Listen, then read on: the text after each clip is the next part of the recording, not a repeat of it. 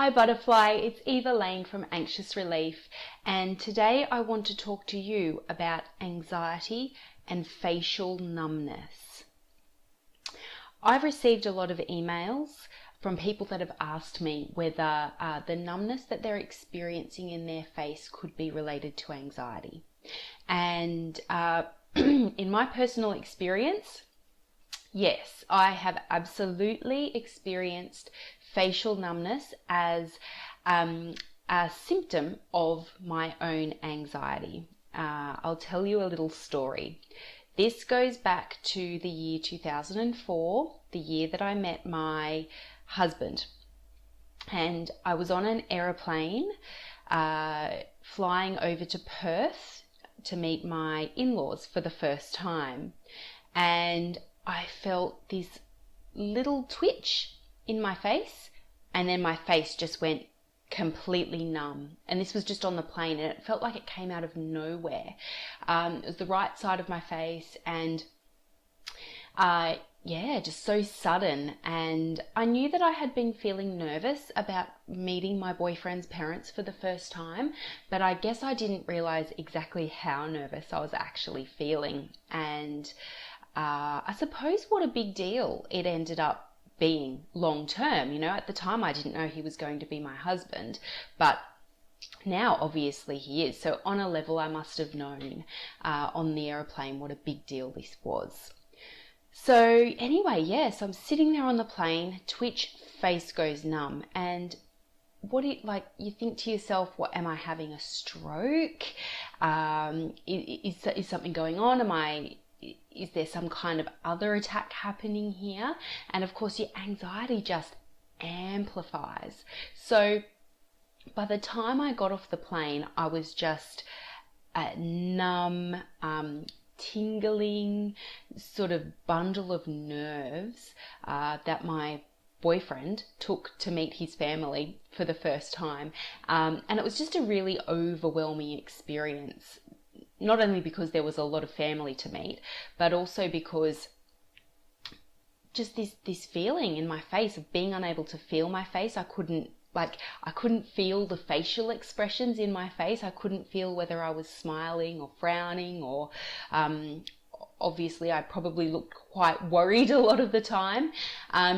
It sort of felt a little bit like when the dentist numbs part of your face to do a dental procedure, and you can't really feel whether you're smiling or what your facial expression is. And when you do touch your face, it feels really strange and foreign. I guess an important thing to note is, for me, the numbness seemed to move around my face and also around my body as well. So there were times that my arm would go completely numb, or my leg would go completely numb. And it was almost like if I really focused on it, I could move that numbness and that the pins and needles and the tingling feeling around my body at will. So if I really focused, then I could get that sensation to move around.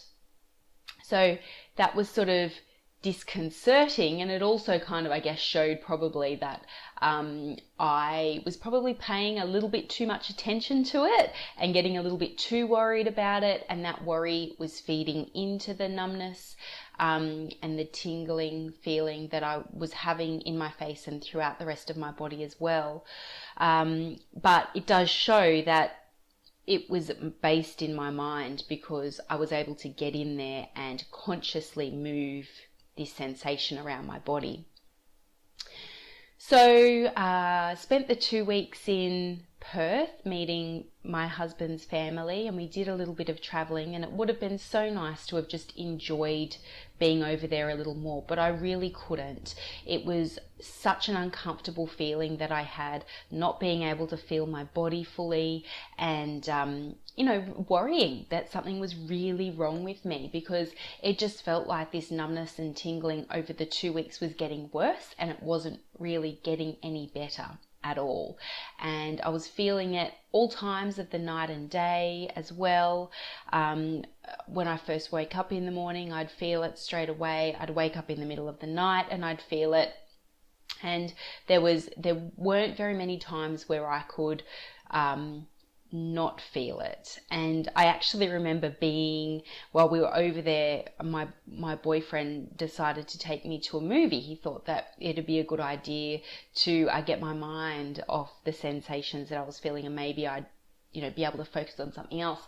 And I actually had to leave the movie cinema halfway through the movie because I just couldn't handle this numb sensation that I had in my body, and it was almost, and my face, and it was almost like sitting there in the cinema was making it worse because I couldn't move my body when I wanted to. I couldn't sort of feel the blood flow. I couldn't make myself feel sensations when I wanted to, and it just kind of felt like this numbness was going to overwhelm me and suffocate me and maybe paralyze all of my body.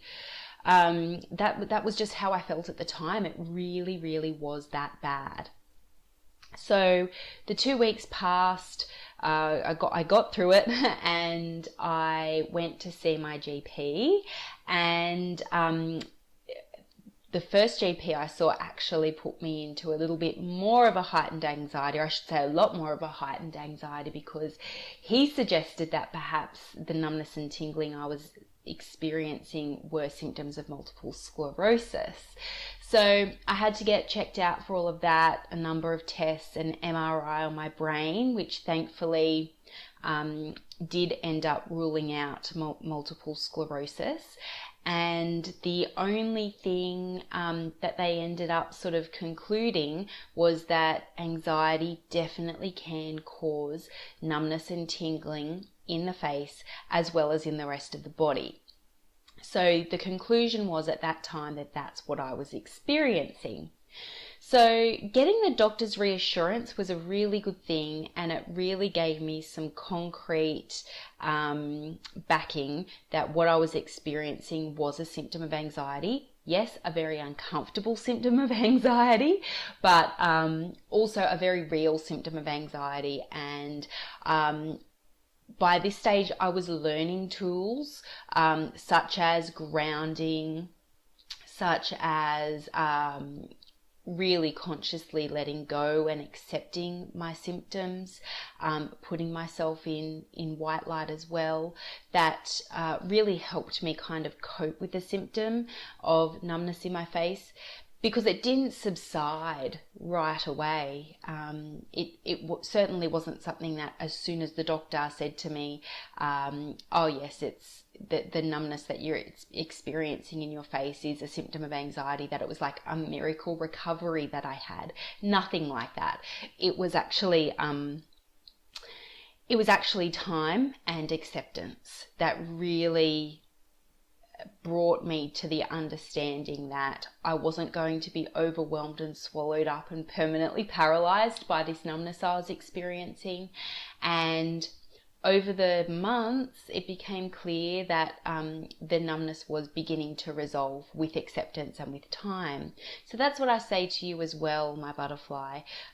Once you've had your facial numbness checked out by a doctor, and when they say to you, yes, this is a symptom of anxiety, accept it.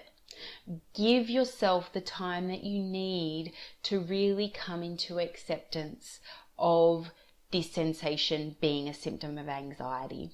And once you accept that, you come to realize it's not as scary as what you think it might be. And the longer, I guess, that the symptom goes on and you realize that you can live alongside it, it really, becomes obvious that this is something that you absolutely can live with. And just by accepting that, you come into the understanding, and your body comes to accept as well, that numbness and tingling isn't required to be there anymore. If you are experiencing numbness and tingling in your body, I recommend that you do my grounding meditation. It's for free on my website, anxiousrelief.com, and it shows you how to gather your energy back to yourself and to really ground yourself into your body again. It's a 2 to 3 minute meditation. It really takes no time at all, but it will really, really help you to harness your energy and to bring it back into your body and bring it down into the ground again. I'm Eva Lane. Thanks for listening to my video, and come over to Anxious Relief to see what I have for you, and love and light for getting rid of that numbness and tingling in your face. Bye for now.